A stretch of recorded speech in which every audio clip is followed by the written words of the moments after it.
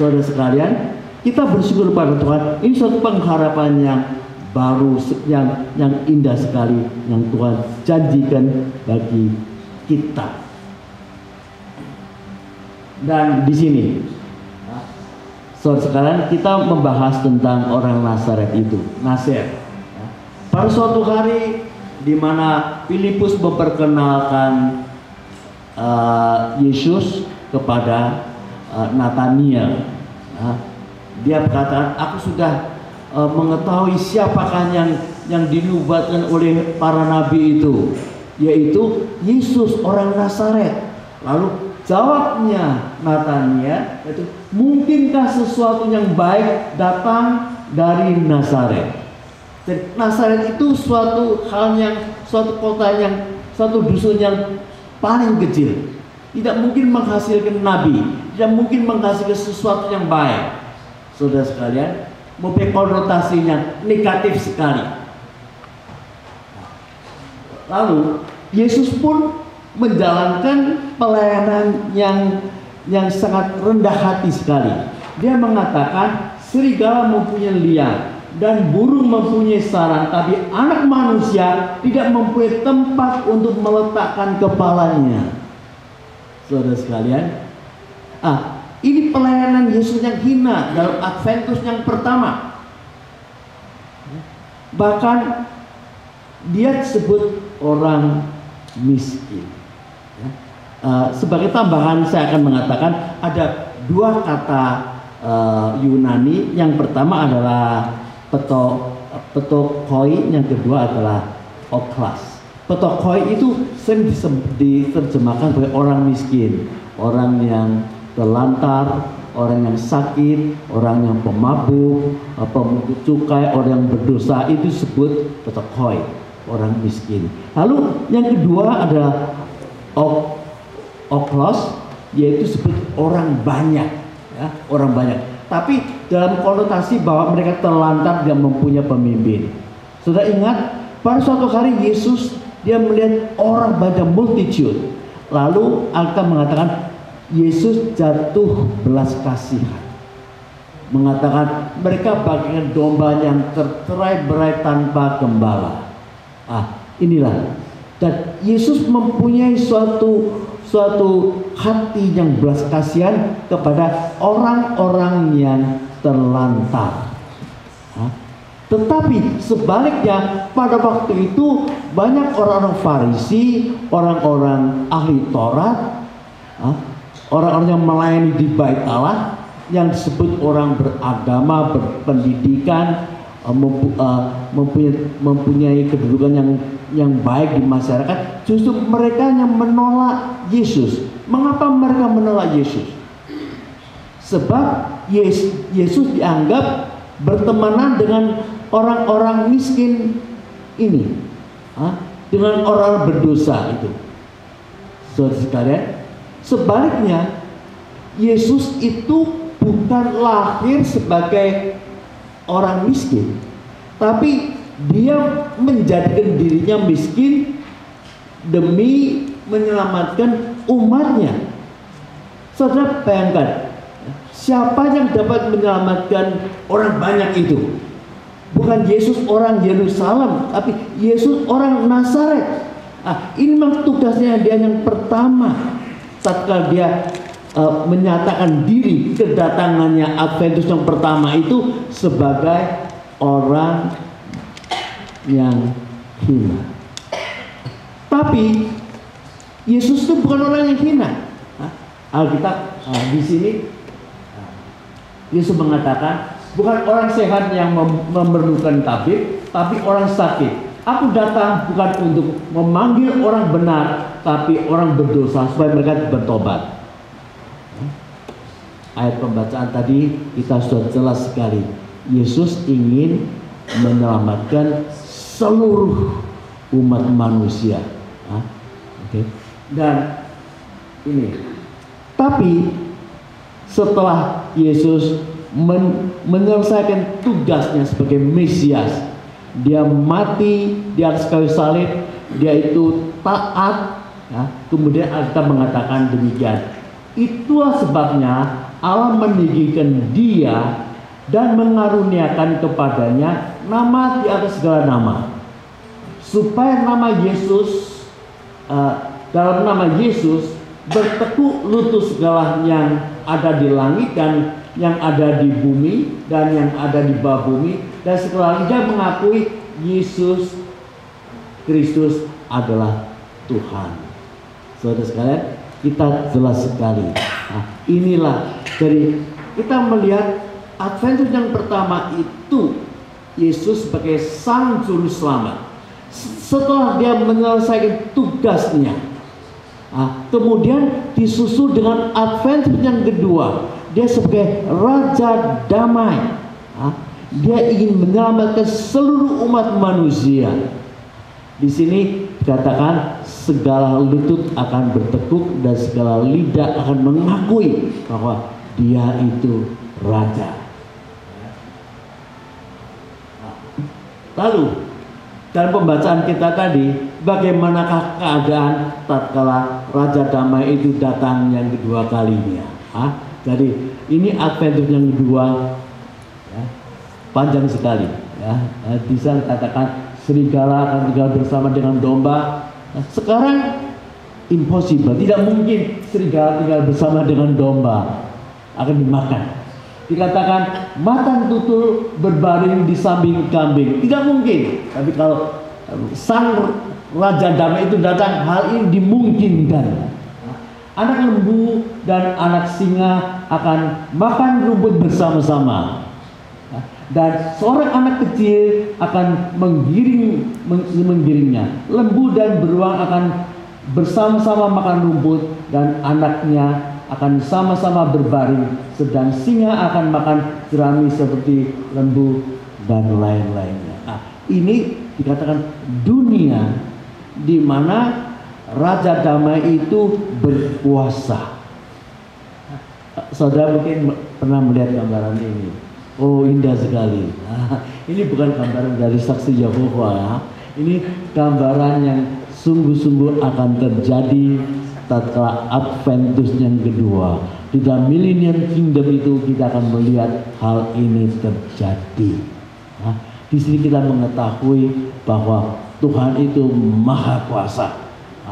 Raja Damai datang, segala sesuatu akan menjadi damai. Tidak ada lagi orang yang jahat.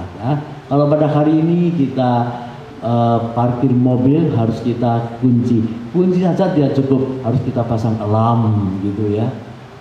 Pasang alarm pun masih bisa dicuri, tapi pada masa Raja Damai ini berkuasa, tidak ada pencuri, tidak ada perampok. Rumah tidak usah dikunci, saudara sekalian. Bahkan seluruh alam semesta itu akan serasi. Ya. Pada hari ini kita sering kena flu sebab kita terserang oleh virus. Virusnya tidak kelihatan pun bisa menyerang kita. Sebab kita setelah kehilangan dominasi atas makhluk-makhluk ini. Tapi pada zamannya Millennium Kingdom berbeda sekali. Tuhan akan menguasai segala sesuatu. Saudara sekalian, kita melihat gambaran ini. Ya, ini adalah tatkala kita menginterpretasikan perjanjian lama. Kita sering menjumpai hal ini, ya, di mana seluruh nubuat nabi-nabi itu ada dua puncak. Puncak yang pertama yaitu Adventus yang pertama, Yesus datang sebagai Sang Juru Selamat. Lalu puncak yang kedua ada kedatangan Raja Damai, the second coming of Christ. Jadi orang-orang yang di dalam perjanjian lama itu melihat dua nubuat ini, dua peristiwa ini bergandengan, ya. Jadi kalau saudara membaca kitab nabi-nabi, seolah dua Adventus itu dijadikan satu, seolah berjejeran begitu. Hal ini terjadi kemudian langsung dengan hal yang lain. Tetapi kita mengetahui kedua puncak ini berselang. Ya. Bisa katakan about 2000 years. Itu ada masa gereja yang tidak diketahui atau tidak terlihat oleh para nabi. Tapi keadaan kita berbeda. Kita berada di antara dua gunung ini. Maka tatkala kita menoleh ke belakang, kita mengatakan itu the first Christmas, Yesus datang sebagai Sang Juru Selamat. Tapi kita menghadap ke depan, kita mengharapkan kedatangan Yesus pada akhir zaman, di mana Raja Damai itu akan menguasai seluruh dunia. Saudara sekalian, di sini kita mengetahui perbedaannya. Oleh karena itu, kita lihat ini contohnya. Yesaya pasal 11 ayat 1 sampai 3. Pelayanan Kristus sebagai taruh, sebagai orang Nazaret, hamba Sang Juru Selamat. Lalu yang kedua, Adventus yang selanjutnya yang akan menyempurnakan karya Tuhan Yesus, di mana pelayanan Kristus sebagai Sang Raja, panji-panji yang didirikan bagi suku bangsa-bangsa, dan Allah sebagai hakim yang perkasa. Contoh yang kedua, kita lihat Yesaya pasal 9. Yang pertama, pasal 9 ayat 5a, Mesias sebagai anak yang dilahirkan. Ya. A child is born. A child, dikatakan anak dilahirkan. Ya. Jadi yang dimaksud anak ini adalah bayi yang dilahirkan di Bethlehem. Lalu selanjutnya dikatakan a son is given, putra diberikan, putra Allah diberikan, di mana pemerintahannya ada di atas bahunya. Ia disebut Allah yang perkasa, Bapaknya kekal, Raja Damai. Saudara sekalian, maka di dalam minggu-minggu Adventus ini, kita selain merayakan, memikirkan kembali the first Christmas, Natal yang pertama, kita harus diingatkan berjaga-jaga untuk menyambut kedatangannya yang kedua kali. Dia sebagai Raja Damai. Saudara sekalian, jadi apa yang digenapkan oleh Raja Damai? Itu sudah tersurat dalam Injil Lukas. Tatkala malaikat memberitakan kabar baik, mengatakan jangan takut, pada hari ini sudah lahir bagimu juru selamat, yaitu Kristus Yesus. Kemudian disusul dengan puji-pujian malaikat dan bala tentara mengatakan kemuliaan bagi Allah di tempat yang maha tinggi, lalu damai sejahtera bagi orang-orang yang diperkenankan oleh Allah. Damai sejahtera. Jadi sekarang yang penting yaitu sebagai orang Kristen, apakah kita mempunyai damai sejahtera? Banyak orang Kristen beribadah melayani tapi tidak ada ketenteraman dalam hati. Itu salah, saudara sekalian. Tatkala Raja Damai ini datang, ada 3 hal yang digenapkan. Yang pertama, perdamaian antara atas dan bawah. Kita didamaikan dengan Allah. Kita bukan seteru lagi. Kita didamaikan, bahkan kita disebut sebagai anak-anak Allah.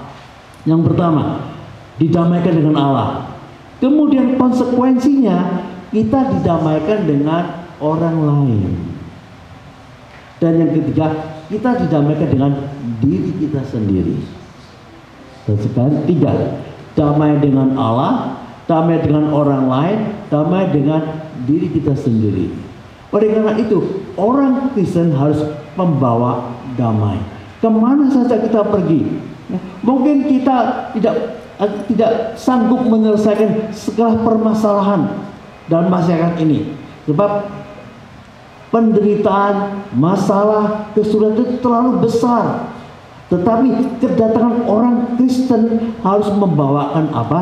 Damai dan sejahtera. Sebab kita mempunyai damai ini. Orang Yahudi kalau mereka bertemu mengatakan shalom. Dari artinya damai Tuhan diberikan kepadamu.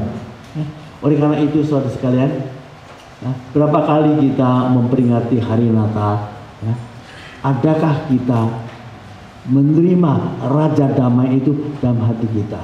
Sekarang yang menjadi permasalahan di negara Barat ini, bahwa walaupun di Amerika negara yang didirikan atas dasar firman Tuhan, ratusan tahun yang lalu. Tapi sekarang di dalam masyarakat Amerika itu banyak orang yang menyebut dirinya ateis, tidak percaya adanya Tuhan, dan mereka sudah yakin bahwa tidak mungkin untuk menghapus Christianity atau agama Kristen ini di dalam budaya orang Amerika. Tidak mungkin, sebab agama Kristen sudah mendalam berakar di dalam budaya Amerika. Tapi mereka itu berusaha untuk mendirikan suatu agama Kristen yang tidak ada Kristus, Christianity without Christ. Saudara sekalian, apakah saudara sadar akan usaha mereka? Saudara, waktu sebelum Natal ini pergi shopping, ya, orang mengatakan happy holiday, happy holiday. Jarang kita mendengarkan Merry Christmas. Bahkan ada department store yang melarang pegawainya mengatakan Merry Christmas kepada customernya. Mereka menggantikan Christmas dengan holiday. Oleh karena itu, di dalam perayaan Natal yang kita alami, karakter yang penting itu bukan Tuhan Yesus. Adalah apa? Santa Claus, kontra. Saya tidak menentang, ini indah sekali ya. Tapi jangan menggantikan posisinya Tuhan Yesus. Pesta Natal, ya, dan lain-lain. Waktu Easter, ya, yang penting bukan Yesus bangkit, Easter Bunny, gitu ya. Kalau Thanksgiving, mereka give thanks bukan kepada Tuhan, tapi kepada orang Indian. Ini saudara, suatu budaya di mana agama Kristen tanpa Kristus. Ini salah. Paulus mengatakan, kalau Kristus tidak bangkit, sia-sialah apa yang kamu percayai, sia-sialah apa yang aku beritakan. Oleh karena itu, ya, Christmas without Christ itu hanya holiday. Holiday itu malah membahayakan. Di sana sini banyak orang mabuk, banyak pesta-pesta, banyak kecelakaan dan lain-lain. Tapi ingat bahwa Yesus datang. Yang pertama sebagai juru selamat, yang kedua sebagai Raja Damai. Jadi inilah pesan kami pada Minggu Adventus ini, supaya kita menoleh ke belakang memperingati kelahiran Yesus, tapi kita menengadah ke depan untuk menyambut kedatangannya yang kedua kali. Ada amin? Amin. Bapa, terima kasih untuk firman-Mu. Simpan semuanya ini dalam hati kami menjadi sumber berkah dan hidup. Demi nama Yesus Kristus. Amin.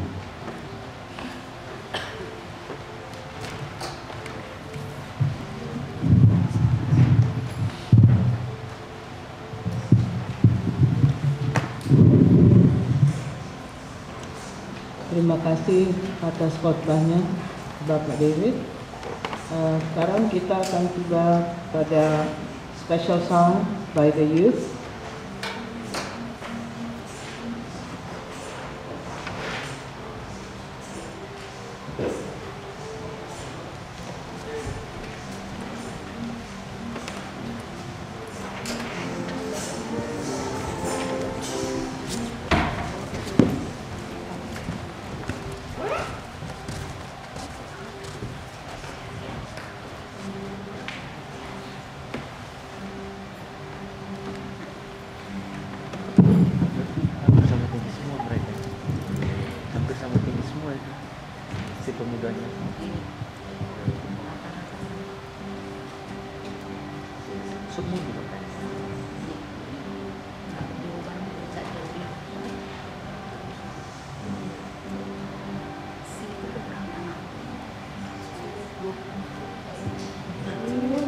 Strength when I am weak, you are the treasure that I seek.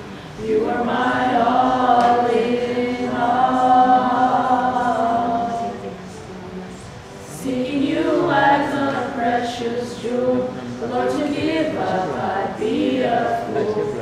You are my all in all.